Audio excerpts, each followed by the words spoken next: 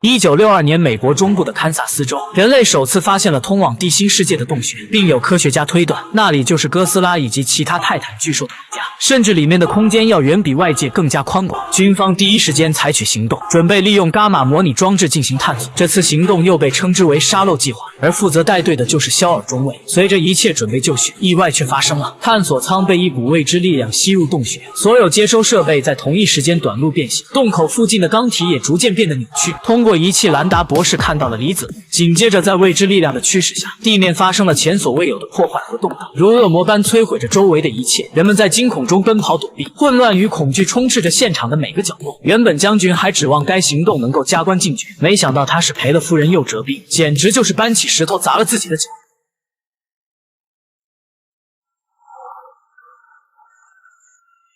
恢复平静后，现场凌乱不堪，通往地心世界的洞穴消失不见。帕克特将军颜面扫地，再也没能力资助帝王组织，就此沙漏计划彻底被雪藏。1982年，也就是沙漏计划的20年后，不知什么原因，肖尔竟凭空出现在基地，谁也不知道他这20年都经历了什么。神奇的是，他竟没有被岁月侵蚀，还是当初遇难失踪前的样子。清醒后，他挟持了送饭的护士，要求马上见到兰达博士。可在场的人根本就没人知道兰达是谁。僵持不下时，神秘男人告诉肖尔，如今并不是1962年，而是20年后的1982年。比尔·兰达早在9年前死在了骷髅岛。见肖尔表情质疑，秦泽教授拿出了一个金色的水果刀。肖尔不敢相信自己的眼睛，这正是他送给三浦惠子儿子的那把小刀。现在他不仅长大成人，甚至继承了母亲的意志，也加入了帝王组织。秦泽教授急切地想知道地心世界的情况。据肖尔讲述，另一世界仿佛是蛮荒之地，由于地上地下重力场差距太大，会出现头晕目眩的感觉，想尽一切办法与地面联系，都是无济于事。此时他们又遭到离子龙的袭击，作为小队的指挥官，当即下达了撤退命令。肖尔扪心自问，没做过亏心事，可依旧有强大的雷电向他们劈来。磁场感应到泰坦巨兽靠近，便打开了传送门。随后他与离子龙都被吸了进去，等再次醒来便回到了地面。也正是因为这份重力场，造就了地心1天外界1年的时间换算原则，这也是肖尔没有变老的原因。听起来像不像我国的神话？此后帝王组织再也没提起过沙漏计划，但肖尔始终坚信三浦惠子没有死，迟早要把他从地心世界里救出来。事隔33年，肖尔终于又踏入了地心世界。因为传送带没有完全关闭，所以附近的区域将会被雷电围绕。幸好肖尔早有经验。Come on, gotta avoid the light. No, this way, light. Keep moving. This way. 他带着小梅很快脱离了危险，眼下他们必须马上与凯特会合。不过凯特却没有他们那么幸运，他在不知道身处何地时，就被一只臭气熏天的荆棘野猪给盯上了。虽然他是泰坦中体型较小的，但对于人来说，那窒息的压迫感依旧拉满。危机时刻，一枚弓箭射中荆棘野猪，顿时给他腾出了猪脚。赶来救凯特的人正是他的奶奶三浦惠子。56年过去了，他竟一点没老。如果世间真有这样的地方，那些化妆品店和整形医院早就该关门了。前行的过程中，意外与小梅相遇，肖尔也终于见到了心心念念的三浦惠子。看到对方的那一刻，惠子难以接受现实。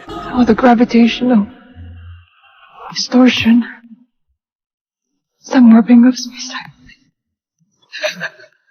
要知道，他的内心还停留在1965年。此刻，凯特才说出是他孙女的身份，并且提到了他的儿子秦泽教授，以免老人家想不开。回到惠子的住所，肖尔惊喜地看到当初的伽马模拟器，于是他便有了回去的办法。惠子修改过模拟器的程序，如今他可以向外界发出求救信号。与此同时，帝王组织在众多伽马辐射的频率中发现了肖尔他们发出的求救信号，但组织的高层却想视而不见，原因是开启传送很有可能会导致更多的巨兽入侵。他怕为救3条人命搭上全球80亿人口。反观肖尔他们正抬着模拟器赶往来时的入口，途中惠子说出一个震惊大家的消息。 It's a place between places. I call it Axis Mundi. 其实这里根本不是什么地心世界，只不过是通向地心世界的另一维度。说着说着，肖尔就看到当年的探索舱。由于时间差的原因，如今设备跟新的没什么两样。眼下他们只需接通两者之间链接，利用伽马模拟器引来巨兽，打开传送门，就可以坐等回家的航班了。可现实就是那么的现实，没想到他们引来的竟是老冤家离子龙。还没等传送门开启，离子龙的撞击就扯掉了探索舱的电源线。肖尔没有丝毫犹豫，趁巨兽飞行的间隙果断跳出。出去接电源，但由于风力的原因，两者之间已经偏移了位置。不过就在此刻，李子龙也露出了惊恐的神色，原来是泰坦之王哥总回来巡视，他一眼就看出了人类的异动，马上心领神会，怒斥李子龙的作死行为。李子龙凭借自己有一双翅膀还不服呢，上来就是一口82年的老痰，哥斯拉根本就没怕，扯着腿就给他按在了地上，反手回礼了一波满格的原子吐息。